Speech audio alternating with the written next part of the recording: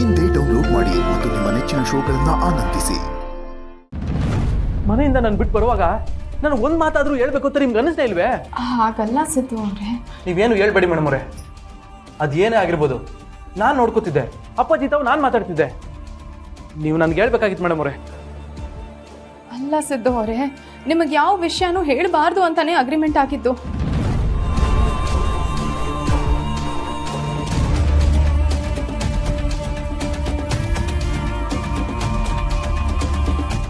ಆದರೆ ನನ್ನ ಮನಸ್ಸಲ್ಲಿರೋ ನೋವನ್ನ ಹೇಳ್ಕೋಬೇಕು ಬೇಡವೋ ಗೊತ್ತಾಗದೆ ಸಂಕಟ ಪಡ್ತಿದ್ದೆ.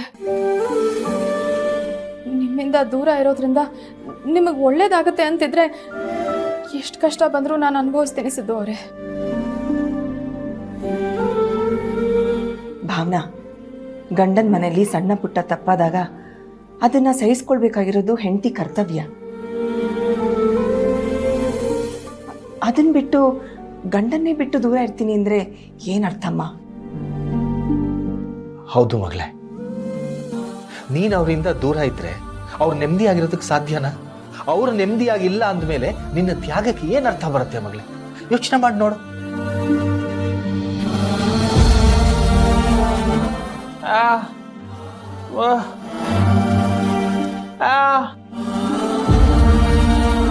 ಹೌದಕ್ಕ, ನಿಮಗೆ ಬುದ್ಧಿ ಹೇಳೋಷ್ಟು ದೊಡ್ಡೋಳು ನಾನಲ್ಲ.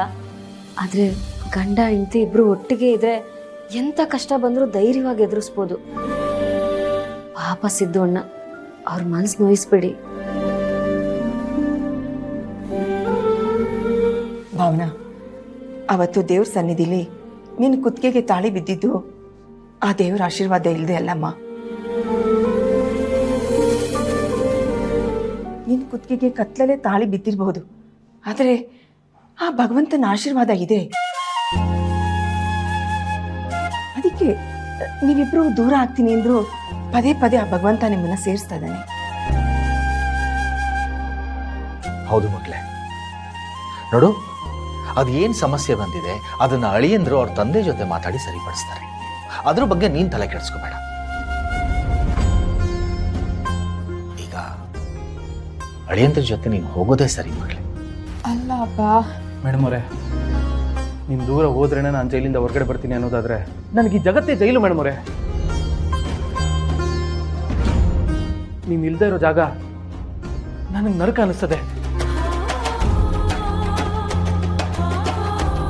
ನಿಮಗೇನು ಹೇಳ್ಬೇಡಿ, ನಮ್ಮ ಜೊತೆ ಬನ್ನಿ ಮೇಡಮ್ ಅವರೇ. ಅಲ್ಲ ಸಿದ್ದು ಅವರೇ. ನಡಿಯಮ್ಮ. ಬಾ ಮಗಳೇ, ನಡಿ ಬಾ ಬಾ.